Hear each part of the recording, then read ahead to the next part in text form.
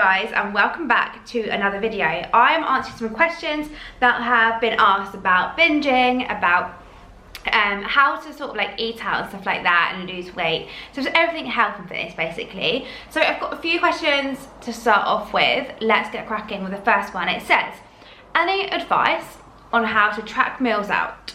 I seem to struggle to guess / estimate calories when eating out in a pub. Absolutely true. When it comes to like your calories and things, honestly, with time is the best way to learn about calories and how many calories are in things and kind of how to do it. Now, I have a few methods, one of which I do in the lift method, and I'll talk about this one first. This is called the 1 to 4 method, or 2 to 4. So it's just something that I've put together which really helps mentally prepare yourself for like eating out, I guess. So if you're basically the way to look at it at the 1 to 4 method is the 4 things are starter, main, dessert and drinks. So you've got 4 items there. If you are dieting, when you go out, I suggest picking one of those, because girls, 1 meal out per week doesn't hinder your progress. Anything more will. So just have 1 out of those 4. So don't just have no drink though. You know, I'd pick like a diet drink, let's just say like diet tonic, or diet coke, coke zero, diet lemonade, and then yeah, have the main meal as your basically your meal out of the week. And that you don't have to track, it's just once. If you're eating out more than once, and that is slightly different, what I'd say is use the 1 to 4 method for 1 meal, and then for the next ones, estimate the calories. So the best way to do it is to go onto your tracking device, whatever you use, and find the average calories. So let's just say I wanted to go out fish and chips. One said 1200 calories, one said 600 calories, and one said 800 calories. Pick the average calorie, and that will tell you. With my one-to-one coaching, I do actually tell my clients exactly what the calories are. I've been doing it so long, I just know everything inside out, upside down. So that is how they get the help. But essentially, if you are someone just wanting to lose some weight and you do have a busy social life, you don't have to restrict, you don't have to cut out foods. But what I say is estimate it. I tend to do this as well in the mornings, which really helps. You know what your calories for the rest of the day, so you don't restrict and you don't like cut out other foods, because you are still going to be eating enough in the day. It would be silly to think that eating out wouldn't make us gain weight. So if you're someone that's like, oh, I don't want to track it, but I do, oh, I'm on the fence, I don't know, just track it, and it'll make you feel so much better, less overwhelmed, more calm, and you'll also go and enjoy that meal out more, because you know that it's fine to have that. Like I had a client literally the other day, actually it was this morning, and she said, I feel so much less guilty now on the weekends because she plans it. So yeah, if you are a routine girly, planning is definitely the way forward. So next question. We have got how to navigate weddings. Oh my god, what a good question. Weddings, oh my god, honestly, girls, you do not need to track or pre-track anything on a wedding. I know I just said make sure you pre-track your stuff, but for a wedding, it's a one in a lifetime occasion. I literally do not tell my one-to-ones to track weddings. I just don't. Or anyone on the lift method. I do not tell them to do that. No. If I did, that'd be like a slap on the wrist. That's bad coaching. That's red flag coaching. The reason being, as I said, it's a one-off occasion. How often are you going to a wedding? You might have a busy year of weddings, but in the grand scheme of things, if you're looking at the whole year, it really won't count. And you won't remember that you gained weight the next day after a wedding. You just won't. The way to navigate it, and this is what I would do, or I do when I go to weddings, I would have a high protein breakfast before I go with plenty of micronutrients, just for health benefits. Then afterwards I would go to the wedding. Let's just say there's a 3-course meal. I would eat what I wanted, and I would listen to my body, and if I felt full, I would stop. The last thing I would do to help maintain when I'm going to a wedding is I'll stick to the same type of drink. I don't know about any of you guys watching this, but I am a lightweight. I literally can't mix my drinks. I will be on the floor. So when you do go to the wedding, just stick to the same drink, whether they've got like one at the table, or I always have a gin and tonic or a rosé, Prosecco. when it's on the table. You know, like when you go to a wedding, it's usually like the welcome drink. So I'll just stick to that the whole time. Something I sometimes do as well, just to make the Prosecco a bit more interesting as the day goes on, is I'll add in a little elderflower cordial to the Prosecco, and then it becomes more of a, what is it called? Hugo Spritz. Into the evening, so it stays interesting. But yeah, I don't anyone think they need to track, they don't. But what you do need to do is listen to your body so that you don't wake up the next morning and feel awful.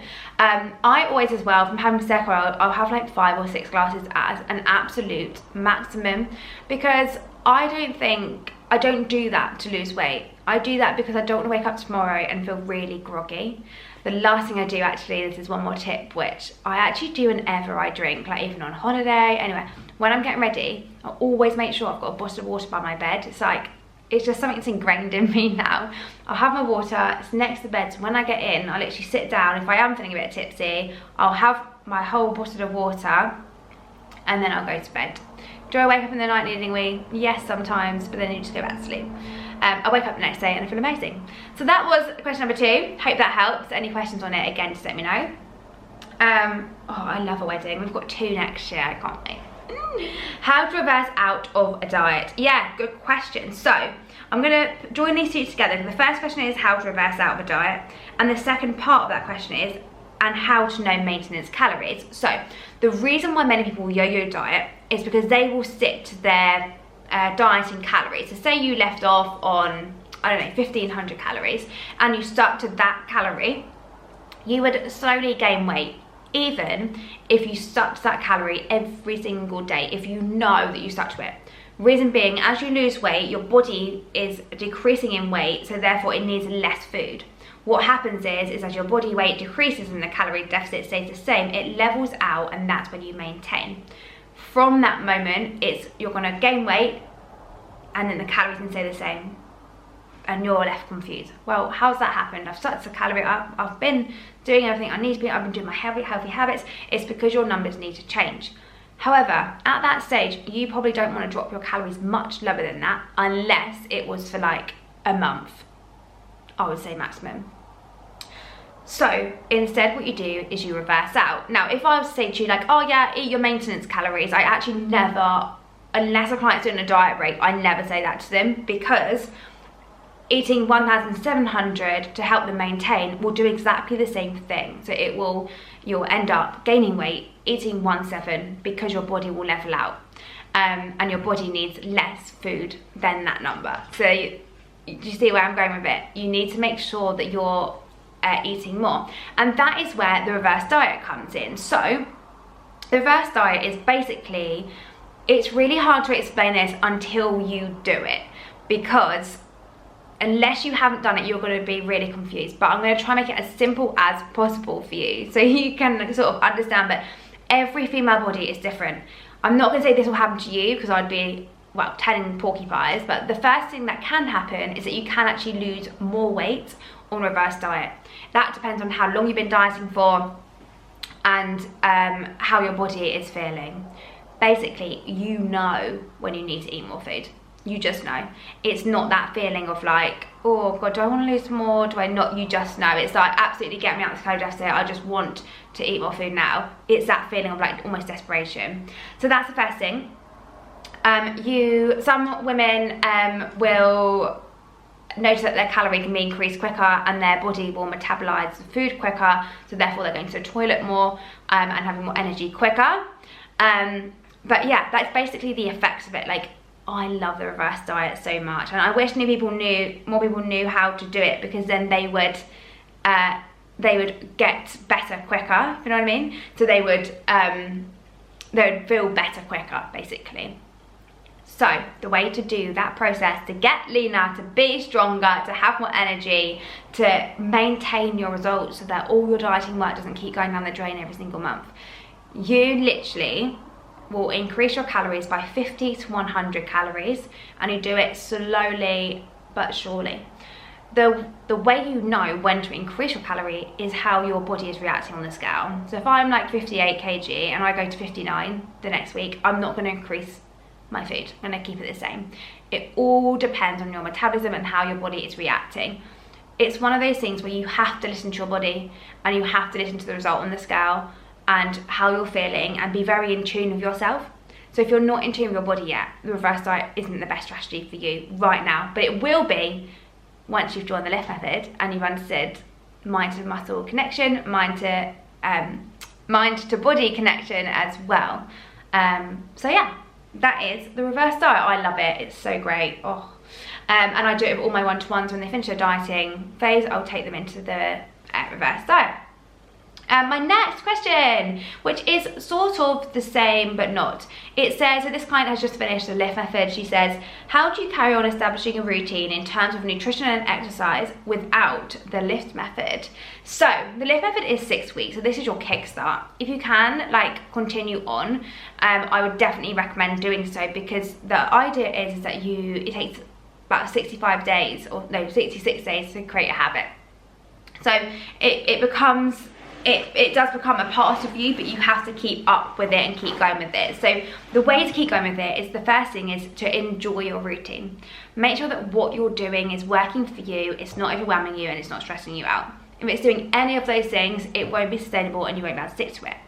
If it means that you have to reduce certain things in your life, or eat similar meals in the week to make your life easier, then go and do it.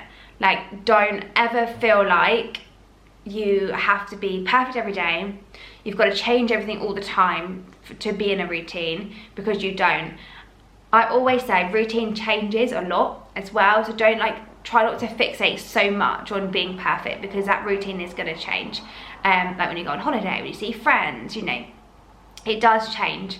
So if you just give yourself a really realistic and smaller routine, it's going to feel a lot more easy to stick to, and then you're going to enjoy it more, because it's like, oh well, I've only got to do 3 workouts this week, so that leaves me 4 more days to go and enjoy myself and do other things in the week.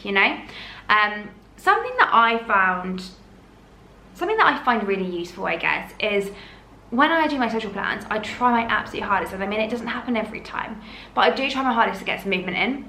For example, me and my friend went for dinner for her birthday back in June, and instead of driving, we got the train, which means we walked to the train station. We got on the train, we walked onto the train, all of that. We got to Everend, and we had to walk to the destination, to the restaurant. So yes, I was going out for dinner, but also I was doing all this movement before. If you've got a train station near you, get a train, because honestly you do have to walk a bit more, and it does help a lot with your goals. So if you've got a really busy day at work and you're seeing your friends in the evening, you're thinking, oh my goodness, how am I going to get my steps in today? That is how you do it. It's called habit stacking, but I teach us all on the lift method, so if you want to join this, let me know. And if you have already joined it, then come and stay on or message me for more info. I've got one more question, and it is, what is your best advice for life after lift? So we've got another lifter that has graduated, which is just amazing. And basically the best advice is to keep going with what you're already doing. If you get to a point where you're not losing weight anymore, then message me and I'll tell you what to do. The thing that I always say is, if you can invest in yourself for a short amount of time, honestly, when I say short, I mean 6 months, for the long term of your life, you're going to learn so much you can apply it to later on in life. It really is an investment in you. I did a diet for 9 months, and I got to the end of that, and I just had so much more knowledge on myself, my body, because I did the diet. And then I also did the reverse diet. So I just learned, so much in that time. I actually got to the point where I didn't need a coach anymore. So if you can just put aside some money each month to afford something like the lift method for yourself, for the longevity, you honestly will learn so much more, and you won't have that feeling of oh my god, how am I going to do it on my own? You need to feel ready to do it on your own, and that is just honestly my thoughts and feelings on it. Sorry, when this comes out, my next lift method intake, the early bird price starts today. So as you're watching this video, make sure you're on my priority list, but I'm going to leave it down below, because the lift method is 125 for the first 2 girls only. Honestly, the girls will tell you, it's no word of a lie. So get yourself on the lift method. Any questions on it, please let me know. But essentially I'll leave my website with all the info in for Lift, and I'll also leave the priority list. So yeah, get on that priority list, which is the early bird price at 125, 1 payment, 6 weeks, 1 commitment. Let's get you billing strong. Anyway, I will see you in the next video, which will be me on holiday. Speak soon. Bye.